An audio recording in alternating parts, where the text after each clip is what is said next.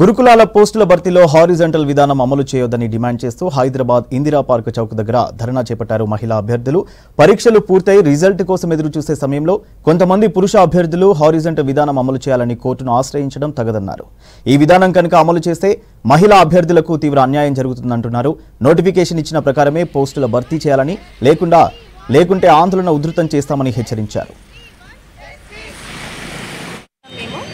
Horizontal వద్దు, మాకు vertical విధానంలోనే యాజ్ పర్ నోటిఫికేషన్ ప్రకారం మాకు వర్టికల్ విధానంలోనే మాకు రిజల్ట్స్ ఇవ్వాలని ధర్నా చేస్తున్నాము.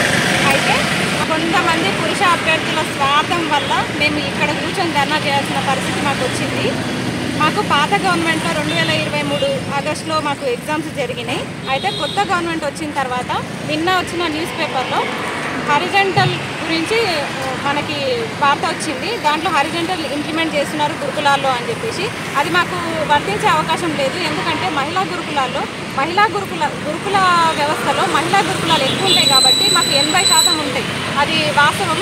1274 రద్దు చేయాలని చెప్పేసి కొందరు పురుష అభ్యర్థులు ధర్నా చేస్తారు, మొత్తం వీడియోలు వైరల్ చేస్తారు కావాలని చెప్పేసి.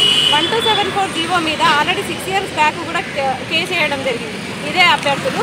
వాళ్ళ వల్ల మనం ఉద్యోగాలు కోల్పోవాలా? ఆ కేసులు అనేవి లేకపోతే ఈ పార్టీకి మనకు రిజల్ట్స్ వచ్చి ఈ పార్టీకి పోస్టింగ్ కూడా వచ్చేది. మనం ఒక ఉద్యోగ స్థాయిలో మనం ఉండేటోళ్ళం, మన కుటుంబానికి మనం ఒక భరోసా ఇచ్చేటోళ్ళం. ఈరోజు ఇంతమంది అమ్మాయిలు, ఆడపిల్లలు, ఆడబిడ్డలు రోడ్డు మీద కూర్చోవడానికి కారణం ఎవరు?